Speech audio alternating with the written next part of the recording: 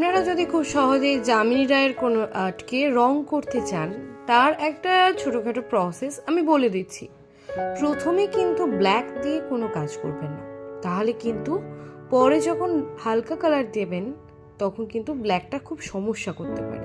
তাই প্রথমে আমি যেরকম করেছি, আগে সমস্ত ব্যাকগ্রাউন্ড কালারগুলো করে দেবেন, যেগুলো মোটামুটি হালকা কালার।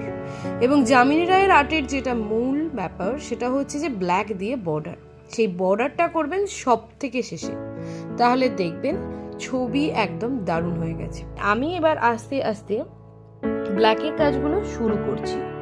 এইভাবে ব্ল্যাকের কাজগুলো খুব সরু একটা তুলি দিয়ে যদি করেন তাহলে দেখবেন যে দেখতে খুব সুন্দর হচ্ছে, কারণ ব্যাকগ্রাউন্ডে আমার কালারটা দেওয়াই আছে। এইভাবে আস্তে আস্তে চোখ এবং বাকি পুরো পার্টের যত জায়গায় বর্ডার আছে সব বর্ডারগুলো ফিনিশ করেই দেখবেন হয়ে গেছে দারুণ একটা ফাটাফাটি ছবি।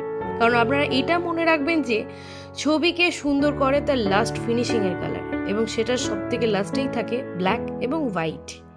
এই দুটো কালারকে আমরা ব্ল্যাক অ্যান্ড হোয়াইট বললেও এই দুটো কালারই কিন্তু শেষ পর্যন্ত ছবিটাকে খুব সুন্দর করে দেয়।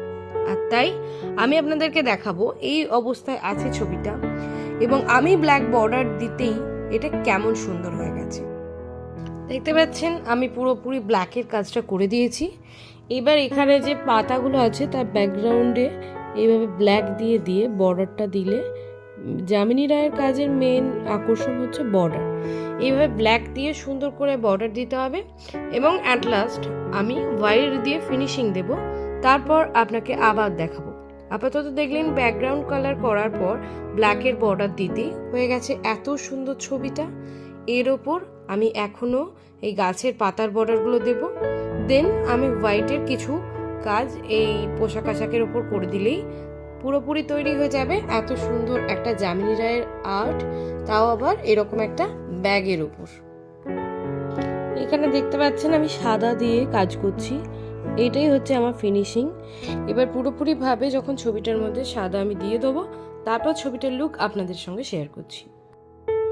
দেখুন আমরা সাদার কাজ করে দিয়েছি। আমরা প্রথমে ব্যাকগ্রাউন্ড কালার, তারপরে ব্ল্যাকের কাজ, এবং সব শেষে শুকিয়ে যাওয়ার পর সাদার কাজ করতেই একদমভাবে তৈরি আমাদের এই সুন্দর যামিনী রায়ের আর্ট। আপনারাও যদি এই প্রসেসে করেন তাহলে দেখবেন এই আর্ট খুব ইজি হয়ে যাবে, এবং একটা রঙের সঙ্গে আর একটা রং লেগে যাওয়ার যে চান্স সেটা একেবারেই থাকবে না।